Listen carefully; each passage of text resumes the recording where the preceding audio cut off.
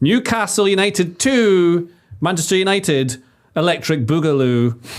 They were really well beaten by Newcastle here. Erik Ten Hag kind of laid into his players and said they basically the equivalent of the Newcastle wanted it more, had more passion.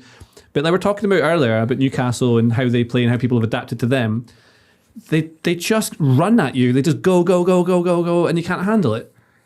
It's like peak Klopp's Liverpool in the early days, isn't it? We've been saying Same this. shape. Yeah. They prevented United from, not that United are particularly good at it because, De Gea and I love Varane, but you know what I mean? He's not quite John Stones with the ball.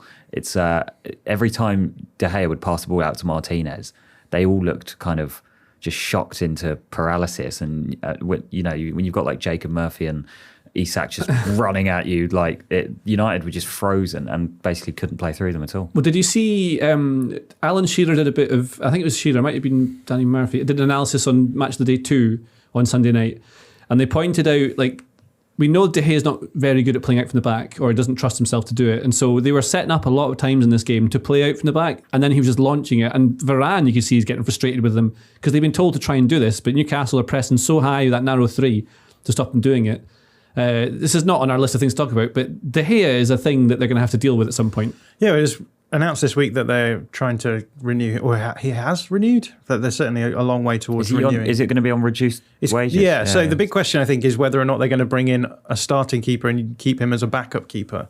But if they're still playing De Gea next season, I just think I can't see them having a better season than they've had this season. I think we should explain why this exactly why this works, because it's to do with having an extra player and build up, right? So then a lot of teams will use the goalkeeper as an extra player. So if you have 11 players, the goalkeeper is one of them. He can help obviously play out from the back, but it means you can play under pressure and play through presses.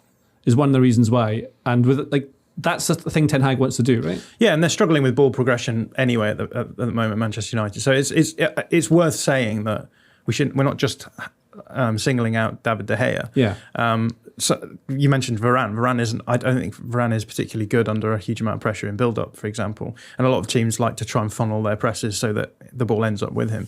And again, at the moment, Manchester United have lost Christian Eriksen, which I think is really affecting their progression through the middle as well. But it seems to be the case that in certain games against certain teams, Erik Ten Hag wants his team to try and build up from the back. And we saw the Leeds United game. So there's 2 Leeds games in a row because there was a cancellation. So they ended up playing us twice in the league.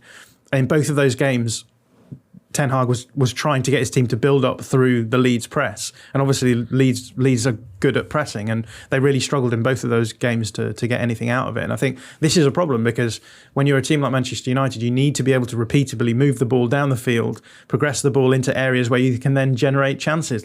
It's not rocket science, and they're not able to do that at the moment. And that starts with, as you say, David De Gea. He's important because every build-up from the back is going to start with your keeper pretty much every time. And so, yeah, if your keeper isn't on it, then it holds you back massively. And I think we see that specifically in this game because De Gea's launching it.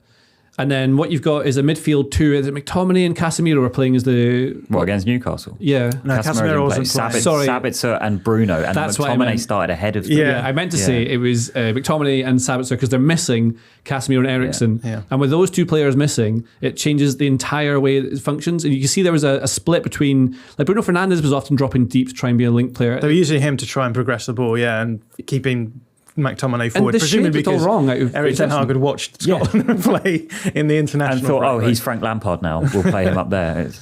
He's breaking from deep in that Scotland game. He's still, Box arriving.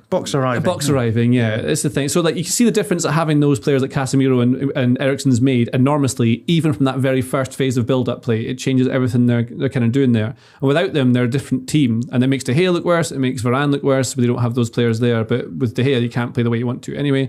But then United now, we should talk about Newcastle in a bit, but just stay on United for a second.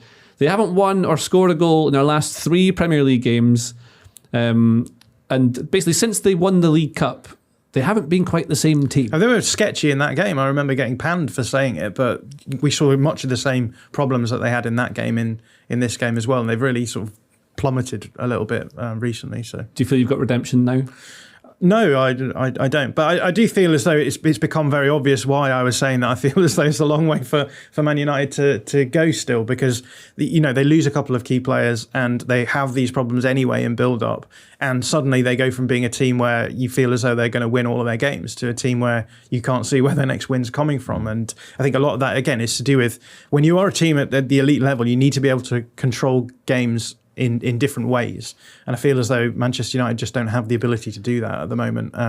It'll be a busy summer for them because they are going to have to bring in players who can improve the floor of players that they have. But at the moment, I mean, they're looking like they could easily drop out of the top 4, even when we were talking about title races like not a month ago. So a lot. It happened really quickly, that didn't it? Yeah. On De Gea, did you see this interview that popped up from Bastian Schweinsteiger?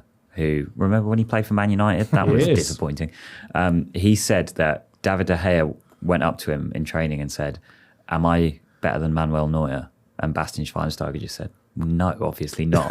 And then every time he had a good game, he'd go over to him and say, "What about now? Am I better than Manuel Neuer?" And he'd say, "Still no, obviously." And he was right. It's brutal, but it's he true. just wants love as well. We all need love. If you like this video, please consider subscribing to the channel.